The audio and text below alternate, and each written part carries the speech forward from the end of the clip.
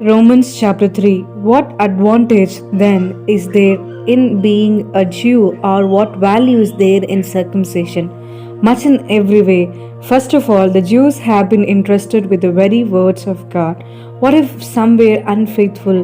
Will their unfaithfulness nullify God's faithfulness? Not at all.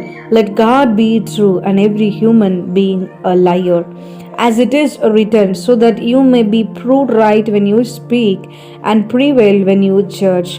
But if our righteousness brings out God's righteousness more clearly, what shall we say? The God is unjust in bringing his wrath on us? I am using a human argument, certainly not. If that were so, how could God judge the world? Someone might argue, if my falsehood enhances God's truthfulness and so increases his glory, why am I still condemned as a sinner? Why not say, as some slanderously claim, that we say, let us do evil that good may result?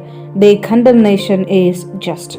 What shall we conclude then? Do we have any advantage? Not at all.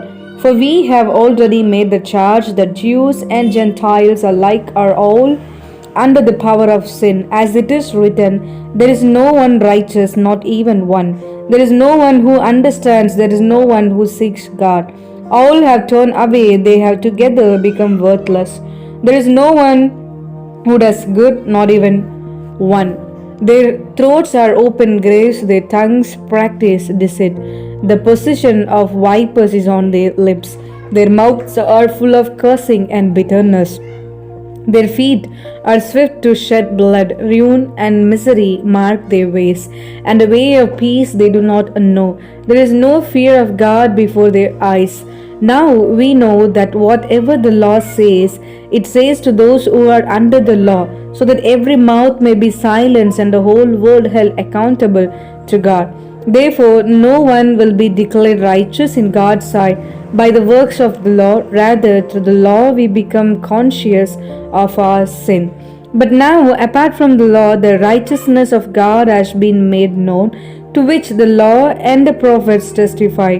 This righteousness is given through faith in Jesus Christ to all who believe. There is no difference between Jew and Gentile, for all have sinned and fall short of the glory of God, and all are justified freely by His grace through the redemption that came by Christ Jesus.